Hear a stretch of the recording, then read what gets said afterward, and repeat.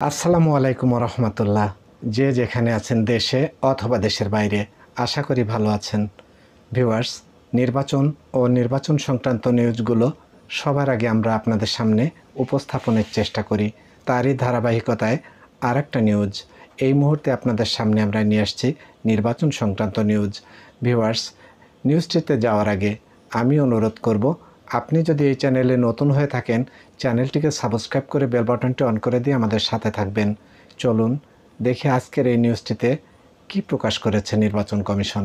Viewers, NCP সহ 16 দল ইসির প্রাথমিক বাছাইয়ে উত্তীর্ণ, এটা নিউজটির হেডলাইন করেছে। চলুন এর ভেতরে কি লিখেছে আমরা দেখি। নিবন্ধন চেয়ে আবেদন করা তরুণদের নেতৃত্বাধীন জাতীয় নাগরিক পার্টি সহ 16টি রাজনৈতিক দল নির্বাচন কমিশনের প্রাথমিক বাছাই এবং যাচাইয়ে উত্তীর্ণ হয়েছে। মাঠ পর্যায়ে যাচাই বাছাইয়ের পর চূড়ান্ত সিদ্ধান্ত নেবে নির্বাচন কমিশন। রবিবার 10ই আগস্ট নির্বাচন কমিশনের অতিরিক্ত সচিব KM আলী নেওয়াজ বিষয়টি নিশ্চিত করেছেন। তিনি বলেন, এনসিপি সহ 16টি দলকে আমরা মাঠ পর্যায়ে যাচাই বাছাইয়ের জন্য তালিকা করেছি। সেখান থেকে তদন্ত রিপোর্ট এলে পরবর্তী সিদ্ধান্ত নেওয়া হবে। এর আগে নিবন্ধন চেয়ে ইসিতে আবেদন করা এনসিপি সহ 144টি দলের কোনোটি প্রাথমিক বাছাইয়ে উত্তীর্ণ হতে পারেনি। এজন্য সবকটি দলকে 15 দিন সময় দিয়ে ঘাটতি পূরণের চিঠি দেওয়া হয়েছিল। নির্বাচন কমিশন সচিবালয় সংশ্লিষ্ট কর্মকর্তারা জানান, 20 এপ্রিল পর্যন্ত নিবন্ধন প্রত্যাশী দলগুলোকে আবেদন করার আহ্বান জানিয়ে গণবিজ্ঞপ্তি জারি করে ইসি। তবে এনসিপি সহ বেশ কয়েকটি দল আবেদন করলে 22 জুন পর্যন্ত সময় বাড়ানো হয়। এই সময় পর্যন্ত 144টি দল 147টি আবেদন করে। প্রাথমিক বাছাইয়ে দলগুলোর সবার তথ্যেই ঘাটতি শনাক্ত হয়। প্রথম ধাপে 62টি দলকে চিঠি দেওয়া হয়, আর দ্বিতীয় ধাপে এনসিপি সহ 82টি দলকে চিঠি দেওয়া হয়। নিবন্ধন প্রক্রিয়ায় দলগুলোর আবেদন পাওয়ার পর কমিশন প্রথমে এগুলোকে বাছাই করে।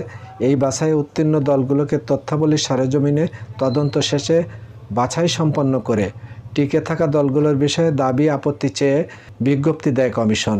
এরপর কোনো আপত্তি এলে শুনানি করে তার নিষ্পত্তি করা হয়। আর কোনো আপত্তি না থাকলে সংশ্লিষ্ট দলগুলোকে নিবন্ধন প্রদান করে ইসি। নিবন্ধন ছাড়া কোনো দল নিজ প্রতীকে নির্বাচনে প্রার্থী দিতে পারবে না। প্রসঙ্গত, 2008 সালে সেনা সমর্থিত তত্ত্বাবধায়ক সরকারের আমলেও নবম জাতীয় সংসদ নির্বাচনের আগে প্রথমবারের মতো রাজনৈতিক দলের নিবন্ধন পদ্ধতি চালু করা হয়। এজন্য জাতীয় নির্বাচন সংক্রান্ত আইন গণপ্রতিনিধিত্ব আদেশের অর্থাৎ আরপিওর নতুন বিধান যুক্ত করা হয়। ওই আইন অনুযায়ী কোনো দলকে নিবন্ধন পেতে বেশ কিছু শর্ত পূরণ করতে হয়।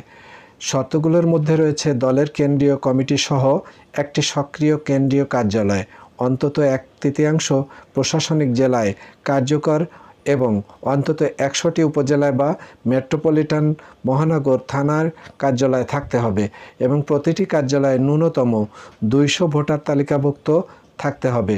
সম্প্রতি এসব শর্তে পরিবর্তন আনার সুপারিশ করেছে নির্বাচন ব্যবস্থা সংস্কার কমিশন। গত 8ই ফেব্রুয়ারি অন্তর্বর্তী সরকারের কাছে দেওয়া কমিশনের প্রস্তাবে বলা হয়, নিবন্ধন পেতে একটি কেন্দ্রীয় কার্যালয় থাকতে হবে, অন্তত 1/10 জেলায় কার্যকর জেলা কার্যালয় এবং অন্তত 5% উপজেলায় বা ক্ষেত্রমতে মেট্রোপলিটন থানায় কার্যকর কার্যালয় থাকতে হবে।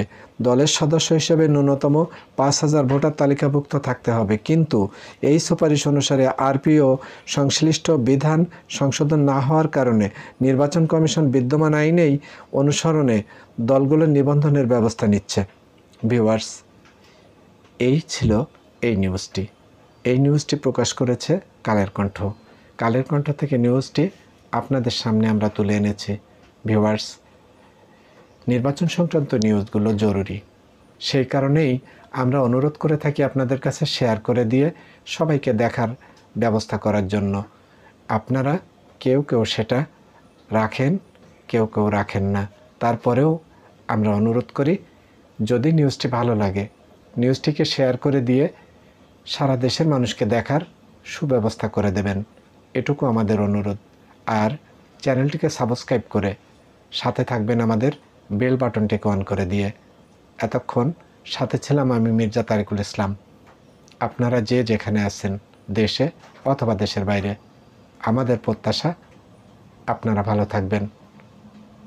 এই পর্যন্তই আজকের এই নিউজটি।